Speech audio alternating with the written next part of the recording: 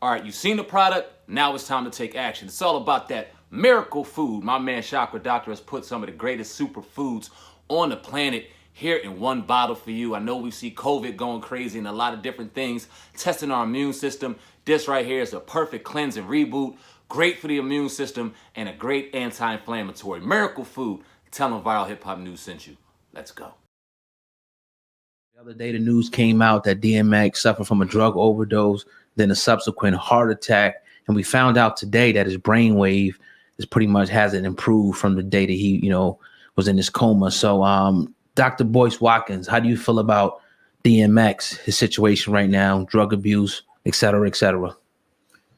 Obviously, it's very sad.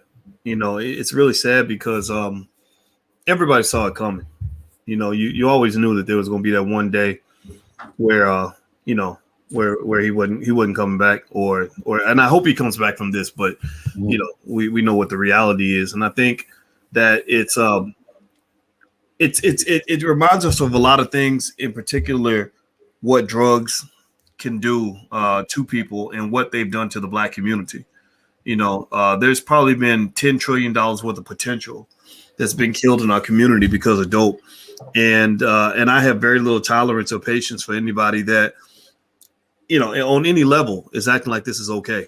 I have a big problem when I hear any music that is promoting drug abuse, because this is the way it ends. This is what happens. You get, when you're young and, everything it seems pretty cool, Molly's and Percocets and all that stuff. But when you get about late 30s, early 40s, it starts to look real pathetic and real sad, and you start looking back on your life and realizing all the great things you could have done and you didn't do any of those things because the drugs became everything, and with DMX, there were a few artists that had the impact that DMX had. There almost really nobody. I mean, in terms of the amount of time that when he was at full throttle, nobody could touch DMX. He was hotter and stronger than Jay-Z, in my view, when he first came out. And he would have stayed that way. He could have become a billionaire off of that. But instead, it's going to end like this. And it's not so much to look at him and say, oh, it's your fault, you messed up or whatever. DMX tells that, told a really powerful story about being introduced to drugs at an early age by somebody that was supposed to be his mentor. And what that really speaks to, I just see things as a Black man, is that we must not underestimate the importance of that role that we have as a guide and a mentor to young people that are behind us. I know other guys. I literally thought of another guy I knew who I was very close to, who died in an equally sad way. Well, not that DMX is dead. He's not dead yet, but right. And he too, at an early age, was introduced to, the weed and the liquor and all that. And that became a part of his life forever. So I really think we got to rethink our relationship with drugs. And I really think we have to really, really be okay with speaking up when you see, whether it's artists or anybody, promoting drugs like it's okay, like it's no big deal. Because there is a point where the party is over and it gets real tragic after that. Yeah, I was going to ask you about that whole situation where who's supposed to be one of his mentors laced a joint that he had, ultimately getting him addicted to crack at, I believe, 14 years of age, and that hitting him very emotionally. And then we know what kind of depth this brother hit, from his music to his interviews to his movies. He was always the shining star wherever he was throughout a very prominent time in rap. I think it was Dark and Hell is Hot dropped in 98. From then on, it was on. But talk about that. How bad is that in our communities? The OGs and the people we're supposed to be looking up to kind of setting us up for failure in some of our communities. How much of a responsibility do we have to hold as Black men to not do these sort of things to our young men? I mean, Black men are everything when it comes to our community making a comeback. We can't come back without the Black man. Mm-hmm. Our women will never grow testicles, no matter how much everybody wants to think that stuff doesn't matter. That's just not true. There's no community ever in the history of this earth that has ever prospered and thrived and been able to defend itself without having strong, capable men. The women have an important role as well, but the men have an equally important role. And so when you're talking about this role as a leader, mentor, role model, there is no role that's more important than that. You know, when I was, my little brother was about 12 years younger than me. And the promise I made to myself when I mentored him, I mean, he followed me around. He did what I said. He walked like me, talked like me, did everything like me. In fact, to this day, he does business with me. We work together every day, you know. And the promise I made to myself when I was about maybe 18 years old was I said, I'm not going to let him down the way somebody else let me down. You know, I'm always going to come through. I'm always going to do my best. I may not always be a winner, but he'll never see me as a quitter. Right. And so I like to believe I kept that promise. And that was a choice. You see, manhood is a choice. And what I think every Black man needs to understand is that every day you got a choice to be a man or not be a man. And you also have to make sure you go out of your way to learn what manhood looks like in all of its forms. They promote a certain type of manhood in media that is not conducive to a productive life. We know that, you know, some of the artists literally could write a blueprint on self-destruction. If you ever want to think about all the ways you can fuck yourself up, just listen to my song and I'm gonna give you a step-by-step process. And that's deliberately promoted.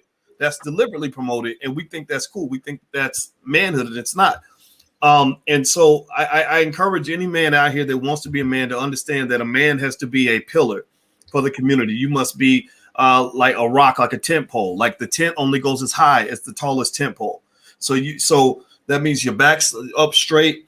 You're doing your best. Doesn't mean you're always perfect. Doesn't mean you have to be Superman.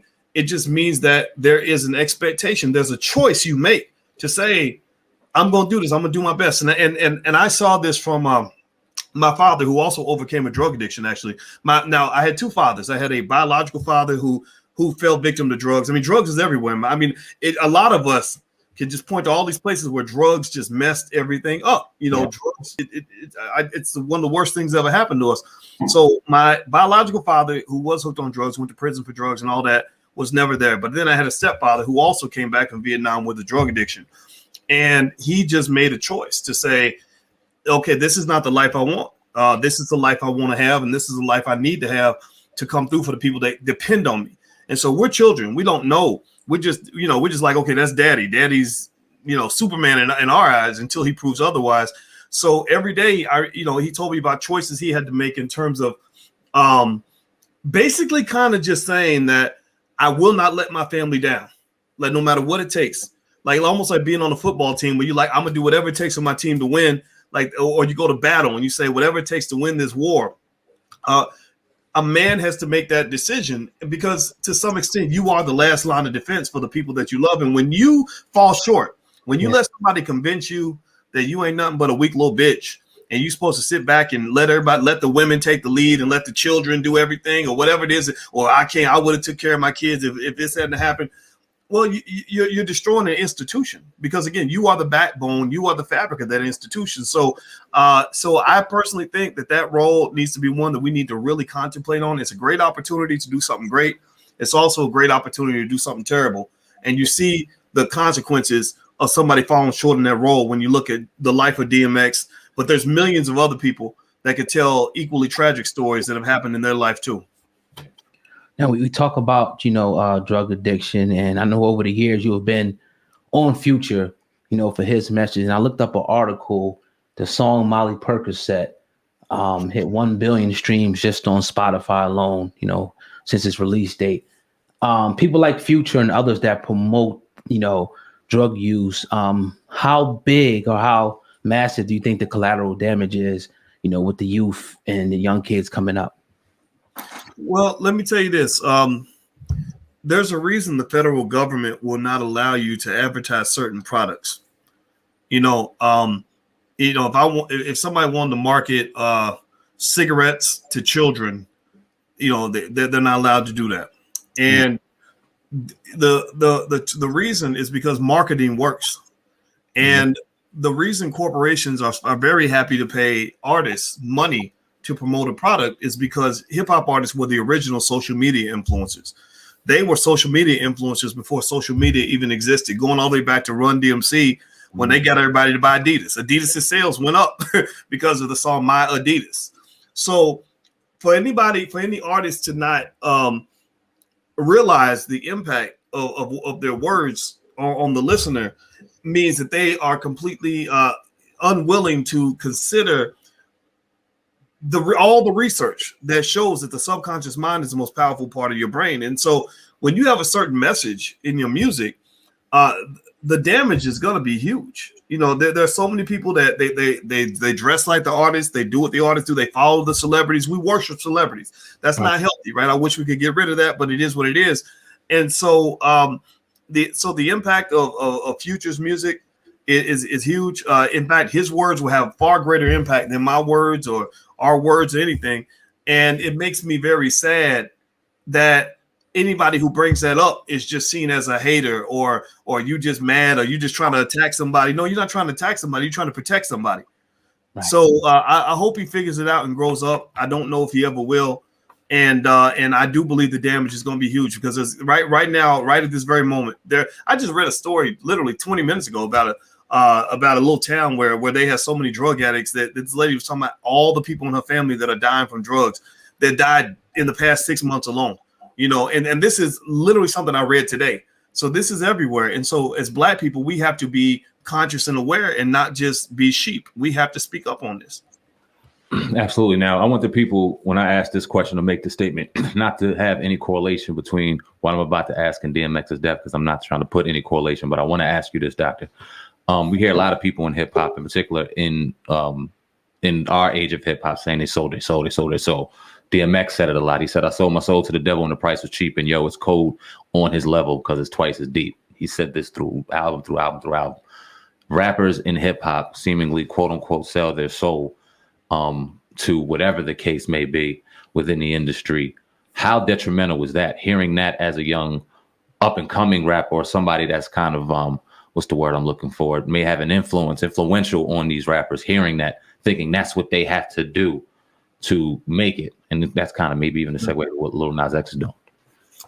Yeah, I think it's kind of interesting, right? It's kind of ironic because when you think about being rich and famous, it's like that's like heaven, right? But you got to go through hell to get to heaven, you know. And this whole method, this whole model of I sold my soul, you got to understand that goes to the origins and the roots of the entertainment industry itself and of Hollywood itself. They got some real debaucherous, really messed up people like out in Hollywood, you know, and there's no rule that says to be successful in any industry, you got to sell your soul and you got to do all these crazy rituals. But there's something about entertainment that is incredibly unhealthy, psychologically, physically, and otherwise. And what I really like now is that we have other pockets of the industry developing where people can become successful in a healthy way. If you look at an artist like a D1, who's made, millions of dollars now, independent, pretty independent, had a record deal and walked away from it. I want to go back to being independent. There's ways to succeed. There's ways to achieve that. And we're getting to that. We're getting closer. And because guys are starting to talk on this, right? If you look at look at the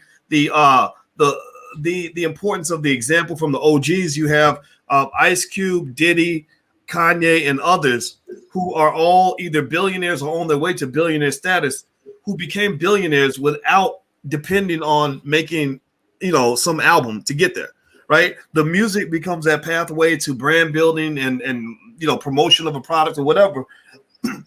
But then the mechanics of actually building the type of power that allows you to write your own ticket and make your own choices, that's a different model.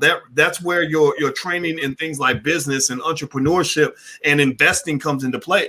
That's how Nas is making most of his money. I mean, the list goes on and on and on. All the entertainers are starting to figure it out now.